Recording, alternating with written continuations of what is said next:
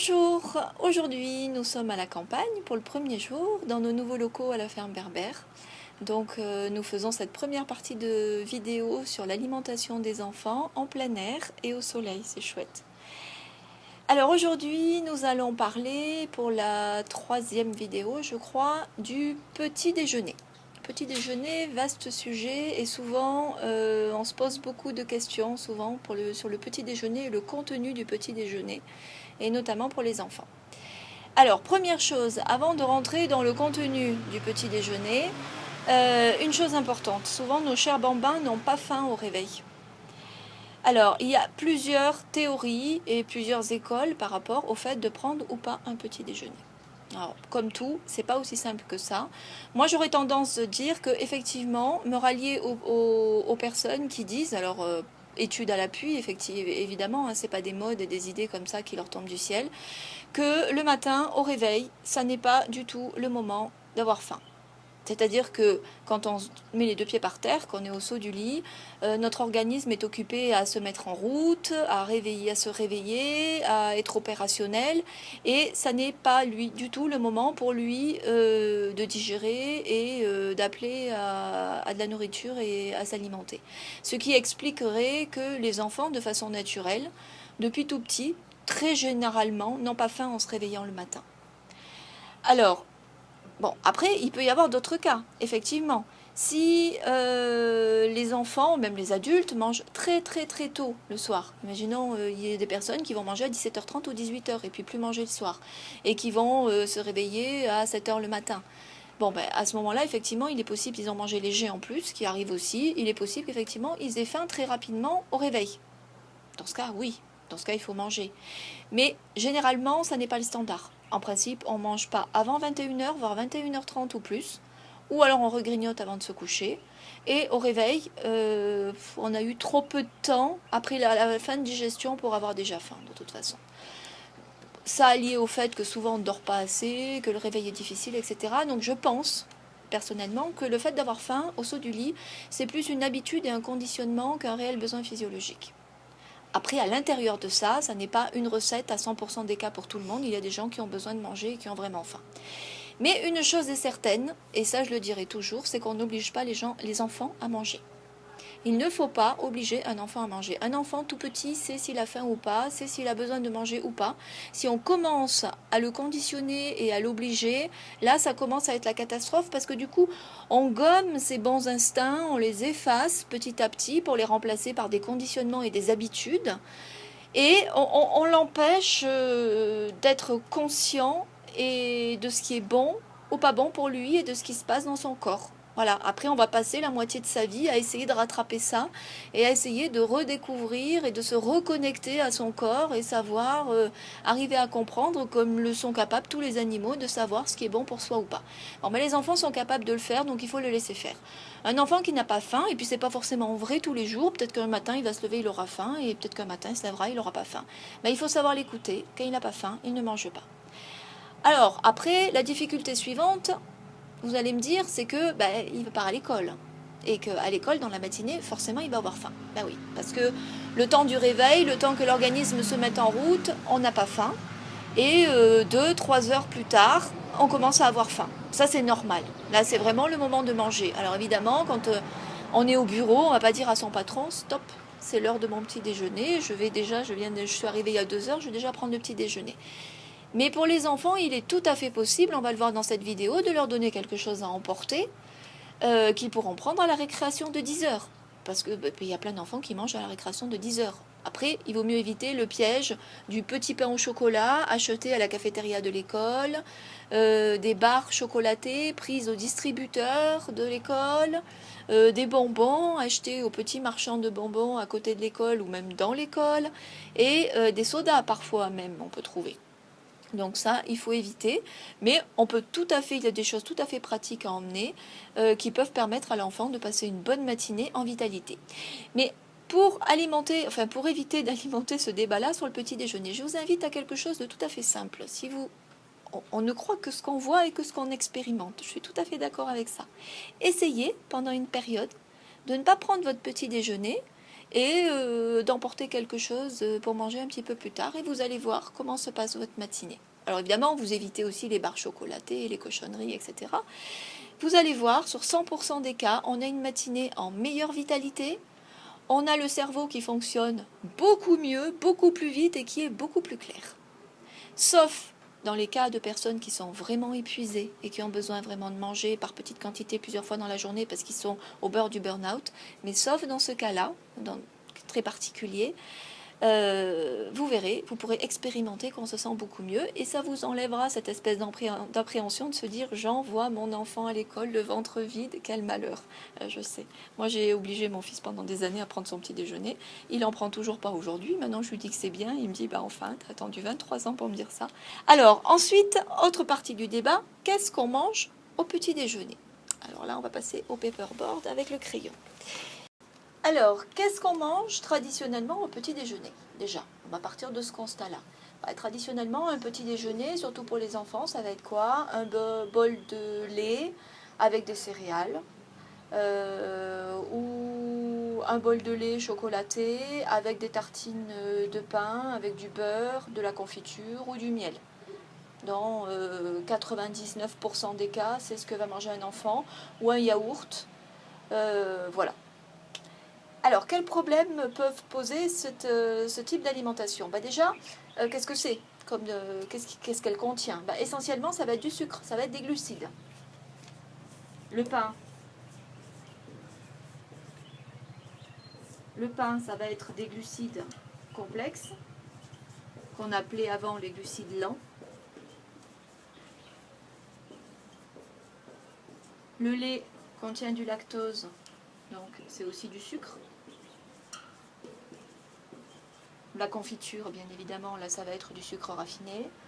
Les céréales, alors les céréales, ça va être à la fois des sucres complexes, des glucides complexes et à la fois des sucres raffinés en quantité, puisque souvent ça va être des céréales achetées en supermarché avec du chocolat ajouté et des tas de choses.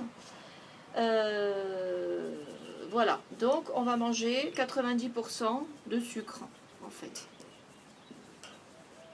Alors qu'est-ce qui se passe si on mange essentiellement des sucres au petit déjeuner? Eh bien, si on mange essentiellement, enfin, ces sortes de sucre, parce qu'on verra après, il y a une alternative à ça, on peut manger du sucré au petit déjeuner et que tout se passe bien. Si on mange ce genre de sucre, qu'est-ce qui va se passer? On va avoir, donc on se réveille, hein, donc on est à jeun, donc on a le taux de sucre qui est à ce niveau-là, et on va avoir un pic de sucre dans le sang, accompagné d'un pic d'insuline, qui va nous aider à faire redescendre le taux de sucre. Et en fait, qu'est-ce qui va se passer? Rapidement, là, on va être à peu près vers 10h ou 11h. Et là, on est à 7h du matin, quand on prend son petit déjeuner. On va avoir une chute, là. Et on va avoir à nouveau un espèce de creux, ce qu'on peut appeler, souvent on dit, je fais de l'hypoglycémie. On a d'un coup un creux dans le ventre, on a les jambes qui flageolent un peu, ou on a simplement envie de manger. Voilà, et ça c'est provoqué par le fait d'avoir mangé un repas qui était essentiellement composé de sucre. Plus on mange de sucre, le sucre appelle le sucre en fait. C'est-à-dire qu'on va avoir cette montée-là, pouf, la redescente, etc. Et si on remange, ça remonte. Voilà. Donc, c'est pas parce qu'on va prendre ce petit déjeuner qu'on n'aura pas un creux en milieu de matinée. Donc le fait de donner des céréales, un bol de lait aux enfants, c'est pas ce qui va leur éviter à 10h ou à 10h30 à la récréation d'aller acheter des bonbons, de manger une barre de céréales, du chocolat ou ce à quoi ils auront accès, ou un petit pain au chocolat ou un croissant. Donc un enfant qui se lève et qui n'a pas faim, première chose, on ne l'oblige pas à manger, mais deuxième chose, on lui donne un encas qui va faire qu'il va manger quelque chose de sain ici et qui va éviter ces pics-là. Alors, ça, c'est dans le cas où on mange des glucides. Mais il y a une autre solution pour manger du sucre, parce qu'on n'a pas tous envie de prendre un petit déjeuner salé. Vous allez me dire, l'autre alternative, c'est de manger un petit déjeuner salé et manger comme un repas normal. Beaucoup d'enfants ne sont pas prêts à faire ça, hein, manger des légumes ou manger des œufs le matin. La plupart même des adultes ne sont pas prêts à faire ça. Alors l'autre alternative qui là par contre ne provoque pas ce creux là, parce que ça ne va pas provoquer de production d'insuline, c'est de manger des fruits.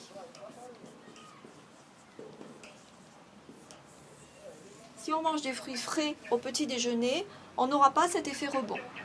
Et il n'est pas vrai qu'un repas de fruits ne rassasie pas. Au contraire, ça n'est qu'une question de quantité et de qualité des fruits. Il est bien évident que si on mange des fruits très très aqueux, c'est-à-dire que si on mange des agrumes par exemple, déjà ça va être un peu agressif parce que c'est un peu plus acide, et ça va moins nourrir.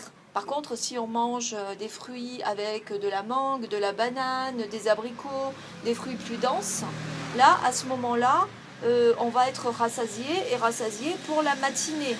Simplement, ça va dépendre de la quantité de fruits qu'on avale. Donc, première solution, bonne solution pour le petit déjeuner, c'est manger des fruits. Deuxième écueil à éviter, c'est manger des fruits entiers. On ne boit pas de jus de fruits. Si on boit un jus de fruits, on va avoir simplement le sucre des fruits et plus du tout les fibres.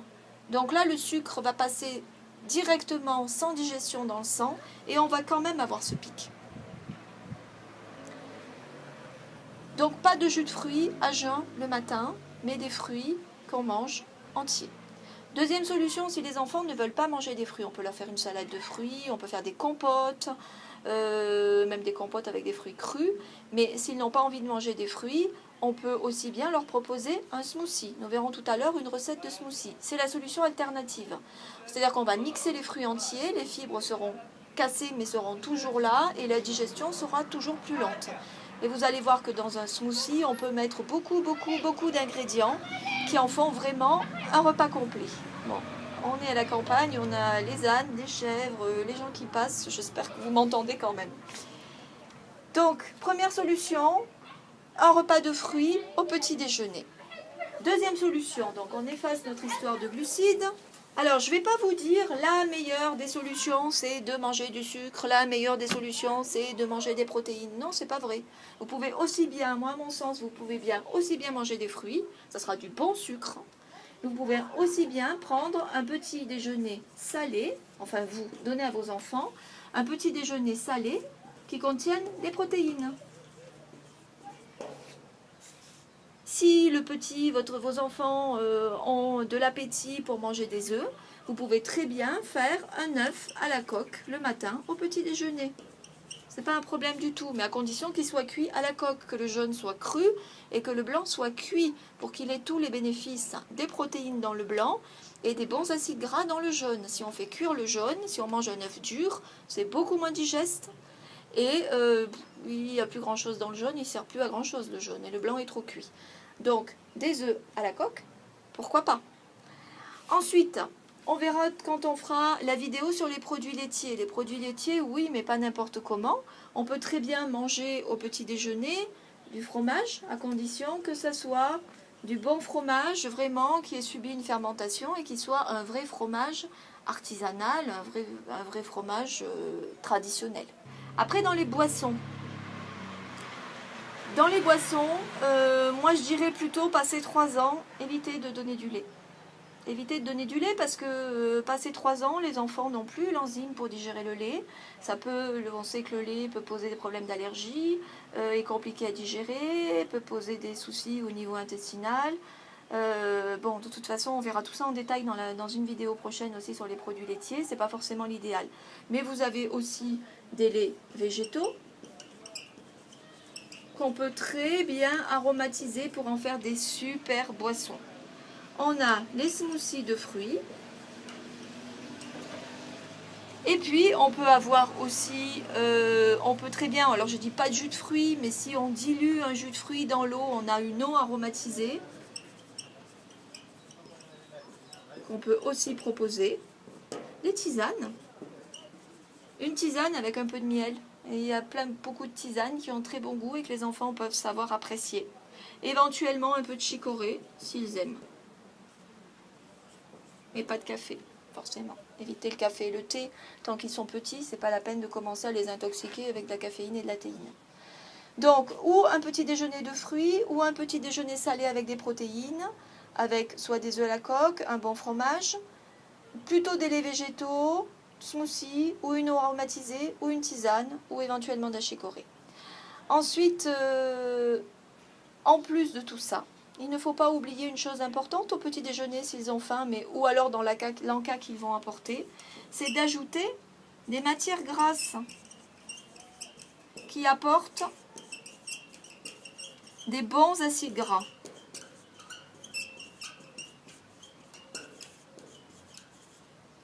Alors, qu'est-ce qu'on va avoir comme source de bons acides gras? Eh bien, on va avoir, bon, évidemment, si vous me donnez un œuf, il va y avoir tout ce qui est contenu dans le jaune de l'œuf. Mais il va y avoir aussi tous les fruits secs, les oléagineux, amandes, noix, noisettes, noix de cajou, noix de pécan, pistaches, voilà. Toute cette famille-là est une source de très bons acides gras. Donc ça, facile à introduire. Vous pouvez très bien leur donner, si les enfants ne sont pas contre quelque chose de salé, de l'avocat. Mais on peut aussi bien ajouter de l'avocat dans sa salade de fruits. Ça passe très bien de l'avocat dans une salade de fruits. Souvent les enfants aiment beaucoup l'avocat. Et puis dans la partie salée, on peut aussi donner des olives. Voilà. Alors vous allez me dire, ben oui, mais s'ils veulent manger du pain, oui, vous pouvez donner du pain, à une condition. Le pain, vous donnez du pain complet, si possible en diversifiant les farines, du pain d'orge, du pain de seigle, du pain mieux encore à mélanger ou que avec des farines de temps en temps au moins sans gluten, farine de pois chiche, farine de millet, farine de riz et si possible du pain au levain. Le levain permet de prédigérer ces sucres complexes qui sont compris dans les céréales, qui sont contenus dans les céréales, qui sont le composant essentiel des céréales d'ailleurs, et permet d'avoir une digestion plus facile et évite d'avoir un coup de barre. Parce que quand on mange beaucoup de pain, en général, on est un peu fatigué sur la digestion. Au lieu d'avoir des enfants qui ont le coup de barre de 10 heures ou 11 heures, qui est dû à ce fameux rebond, mais aussi qui peut être dû à une digestion difficile, si vous lui donnez une tranche, leur donnez une tranche de pain au levain, et déjà de pain sans gluten, vous allez voir que dans la matinée, ils auront beaucoup plus de peps. Et si vous arrivez à leur donner un petit déjeuner que de fruits avec de l'avocat, des oléagineux, vous verrez que vos enfants auront une énergie constante toute la matinée et qu'ils n'auront pas de coup de barre jamais. Ça, faites l'essai, vous verrez, même eux vont sentir la différence très très vite. Voilà, donc soit un petit déjeuner de fruits, soit un petit déjeuner salé avec des protéines. Les boissons, on a vu, donc on évite le lait passé 3 ans, plutôt des laits végétaux, smoothies, tisanes. Et ne jamais éviter les matières grasses et les bons acides gras. Jamais, jamais, jamais, jamais, même pour les enfants qui commencent à être en petit surpoids. Si on commence à leur supprimer ça, voilà, ils perdront jamais leur surpoids. Alors j'entends bon gras, uniquement ça. On ne parle pas de friture, d'huile cuite, etc. etc. Maintenant, on va passer en cuisine et je vais vous proposer, à rentrer un peu plus dans le vif du sujet et dans le concret, des recettes. Et à la fin de la vidéo, je vous mettrai des idées, on vous rajoutera des idées de menus complets de petit déjeuner pour vos bambins. Et j'espère que vous me direz comment ça se passe si vous essayez tout ça. Allez, on va en cuisine, vous me suivez, hop. Allez, on est en cuisine, au travail. Alors, oui, je pensais à une chose que j'ai oublié de vous raconter. Je vous disais, on n'oblige pas un enfant à prendre son petit déjeuner. Je suis tombée il y a quelques jours de cela sur un site, justement, sur l'alimentation des enfants et sur le petit déjeuner, où il déployait alors X façons de convaincre son enfant de manger au réveil. Mais alors c'était grandiloquent, hein. C'était... ça a commencé à décorer la table avec des choses absolument incroyables, avec une mise en scène, lui faire, voilà, disposer de façon à ce que l'enfant, que ça devienne un jeu en fait de manger. Ou alors après c'était les trucs pour essayer d'éveiller son appétit avant qu'il se lève, en lui apportant un jus de fruits au lit pour qu'il boive avant de se lever et qu'une fois qu'il arrive dans la cuisine, il est faim. Bon, alors ça, stop. Parce que là, on tombe dans ce que je disais dans les vidéos précédentes, une espèce de manipulation, de chantage affectif, jouer sur l'émotionnel, essayer de... Non, ben non, ça sert à rien. Je veux dire, s'il n'a pas faim, il n'a pas faim. Voilà, c'est tout. Il faut savoir écouter l'enfant. Et s'il n'a pas faim, il n'a pas faim. Juste après, il faut être très vigilant par contre. C'est qu'il ne mange pas n'importe quoi dans la matinée. Alors ça, après c'est le rôle de parent de faire attention à ça et d'instaurer un dialogue pour être sûr que tout se passe bien dans la matinée. Je mettrai le lien du site si vous voulez le regarder. Alors regardez la table que je vous ai préparée. Je vous ai disposé des ingrédients indispensables à avoir dans son placard. Vous allez falloir y penser en faisant vos courses pour justement pouvoir préparer des petits déjeuners équilibrés à vos enfants. Alors, on parlait tout à l'heure des acides gras importants. Eh bien regardez, vous avez là des amandes. Non, pas ça. De la poudre de noix de coco, c'est ce qui va nous permettre d'agrémenter plein de préparations. Des graines de tournesol, si on veut. À la place du sucre, du miel. Des fruits secs, des dattes, s'ils aiment. Des raisins secs. Ça peut être aussi des abricots secs, ça peut être aussi des cranberries, ça peut être aussi des baies de goji, ça peut être aussi... voilà, vous trouvez beaucoup de fruits secs en magasin maintenant. Les végétales, tout à l'heure on fera une recette, là vous avez du lait de coco. Voilà, et puis je vous ai fait une petite coupe de fruits là, sur laquelle j'ai rajouté mes œufs. Voilà, donc là vous avez déjà pas mal d'ingrédients. Alors, c'est pas compliqué de changer ses habitudes en fait, parce que si vous pensez avoir dans vos placards des dattes, des amandes, du miel, de la poudre de coco, avec ça vous pourrez vous en servir, vous pourrez utiliser ça dans pas mal de recettes qu'on va voir ensemble. Il suffit simplement en faisant ses courses de penser à les avoir. C'est des ingrédients qui se conservent plusieurs mois. Donc c'est pas quelque chose à laquelle on doit penser quotidiennement. Une fois qu'on les a, on les a. Il suffit d'en acheter une quantité. Et je vais vous montrer des recettes qui sont faciles, rapides à faire, donc pas d'excuses. Pour les fruits, même chose. Beaucoup de personnes me disent « Oui, mais mes enfants, ils n'aiment pas les fruits ou ils veulent pas manger de fruits. » Bah ça m'étonnerait, parce qu'en fait, il y a forcément un ou deux fruits qu'ils aiment, et les fruits font forcément envie à tout le monde. Chaque fois que j'ai des personnes adultes qui viennent me voir et qui me disent « Mais j'aime pas les fruits », je vous garantis qu'une semaine ou 15 jours après maximum, ils mangent des fruits. Le goût des fruits et le goût du sucre des fruits est le meilleur des goûts sucrés qu'on puisse avoir. Et même si on a l'idée qu'on n'aime pas, très rapidement on y prend goût et on aime ça. Un des trucs à avoir, c'est de mettre une coupe de fruits dans sa cuisine ou sur la table de la salle à manger au milieu de la table. Alors évidemment, il ne s'agit pas de piocher un fruit et de se grappiller du raisin par exemple toute la journée et que ça devienne un grignotage. Mais le fait de voir les fruits, ça donne forcément envie. Si on arrive à la table du petit déjeuner, si vos bambins arrivent à la table du petit déjeuner et qu'il y a déjà une belle coupe de fruits sur la table, forcément, ils en auront envie. Donc, les fruits, après, ça peut être tous les fruits. Il n'y a pas de mauvais fruits. Mais faites en fonction de leur goût. Commencez par des fruits qu'ils aiment. Puis petit à petit, essayez de diversifier. Alors, le fruit roi qu'en général tous les enfants aiment, c'est la banane. En plus, c'est le fruit le plus nourrissant, qui apporte beaucoup de choses, qui rassasie et qui peut vraiment constituer à lui seul un vrai repas. Donc aujourd'hui, je vais vous proposer une recette de banane qui est facile à faire, que vous pouvez utiliser comme base de salade de fruits ou d'assiette de fruits pour vos enfants, ou ils peuvent simplement manger la recette juste avec la banane au petit déjeuner ou au goûter, hein, parce que finalement, petit déjeuner et goûter, vous verrez, on trouve à peu près les mêmes choses. Alors, qu'est-ce qu'on va faire avec sa banane ? Alors, on disait, il est important d'avoir des bons acides gras dans son petit déjeuner. Alors, on va faire avec la banane. Alors évidemment, si vous donnez la banane comme ça, vous n'avez pas l'impression que c'est un repas. Donc on va un petit peu la préparer, la banane. Alors, parfois les enfants ont des difficultés, même les adultes, à digérer la banane. Si on l'écrase, elle se digère beaucoup plus facilement. Et si on a encore un peu de difficulté quand elle est écrasée, on rajoute un petit filet de jus de citron. Et là, en général, elle passe très bien. Donc là, on va écraser la banane. C'est ce qu'on fait quand les enfants sont bébés. Et c'est la raison pour laquelle on l'écrase, pas uniquement parce qu'ils ont du mal à la manger, parce que c'est plus digeste. Voilà, donc ça peut être une banane pour les ados, ça peut être 3 bananes. Nos grands ados, 4 bananes. Pas de problème, même 5 bananes.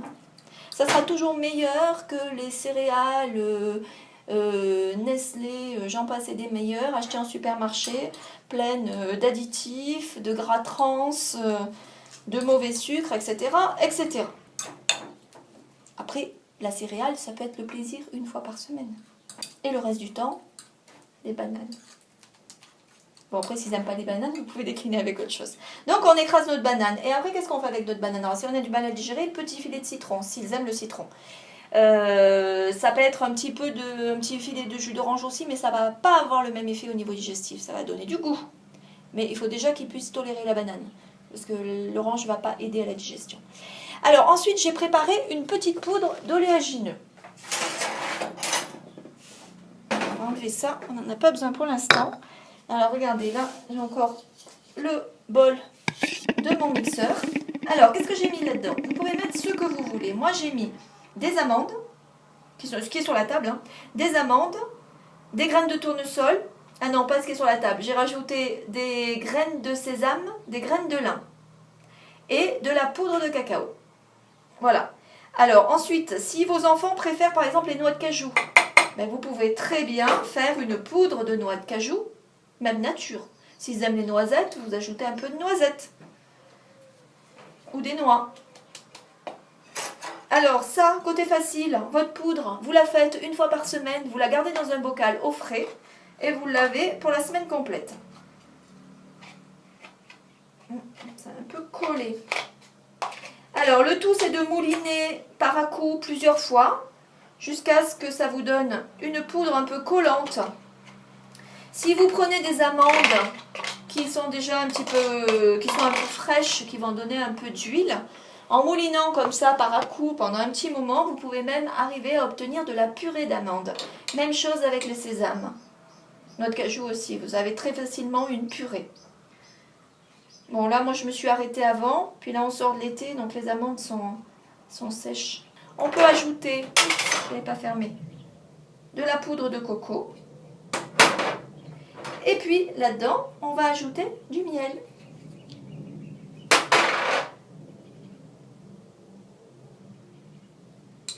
Ah ben oui, on peut y aller sur la quantité de miel, hein, parce que de toute façon, par rapport aux céréales achetées en supermarché, eh ben, si vous achetez du vrai bon miel, ça sera toujours vraiment meilleur pour la santé. Il faut préparer des choses qui aient du goût. Alors l'idéal, c'est que la première fois que vous fassiez cette recette, vous la fassiez le week-end avec vos petits. Et que ce soit eux qui choisissent ce qu'ils veulent mettre dans leur poudre.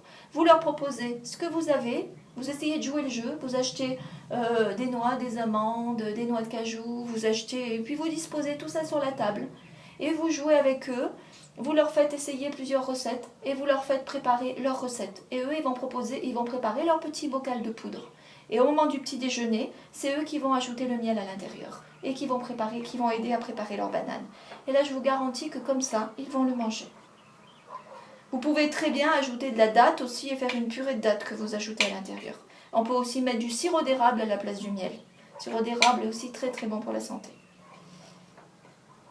Sirop d'agave, moins. Mais sirop d'érable, oui. Voilà. Donc là, vous avez une préparation qui est sucrée, qui a du goût. Si vos enfants aiment l'huile, ce n'est pas forcément le cas, vous pouvez ajouter un petit peu d'huile de colza, ou mieux, un petit peu d'huile de coco à l'intérieur. Et ensuite, on ajoute à la banane. Alors pour une banane, ben vous mettez au moins une cuillère à soupe. Hein. Allez, et on mélange. Et là-dessus, vous pouvez ajouter des fruits frais ou des fruits secs.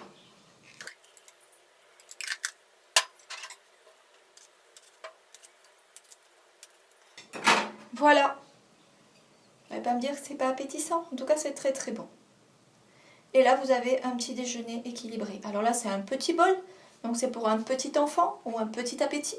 Mais vous pouvez tripler, quadrupler, vous multiplier par 5 la quantité en fonction des appétits de vos bambins. Alors ça par contre c'est un peu plus compliqué à emporter à l'école si vous avez le cas du petit ou de la petite fille qui n'a pas faim au lever le matin. Alors à ce moment-là, qu'est-ce qu'on fait? Ils n'ont pas faim, au moins vous leur faites boire quelque chose. Donc une eau aromatisée ou une tisane avec un petit peu de miel, ou il faut trouver quelque chose qui leur fait plaisir en essayant d'éviter le lait chocolaté, le café au lait et toutes ces boissons de ce style-là. Et puis, à emporter, je vais vous proposer une recette de smoothie. Vous allez voir qu'un smoothie peut être pris à la maison, mais il peut aussi être emporté facilement dans une petite bouteille ou dans une petite gourde à l'école et être pris à 10 heures. Et je vous garantis qu'avec tout ce qu'on peut mettre dedans, Vous évitez les creux et les coups de barre jusqu'à midi. Pleine vitalité, pas faim et pas envie du pain au chocolat à la récréation.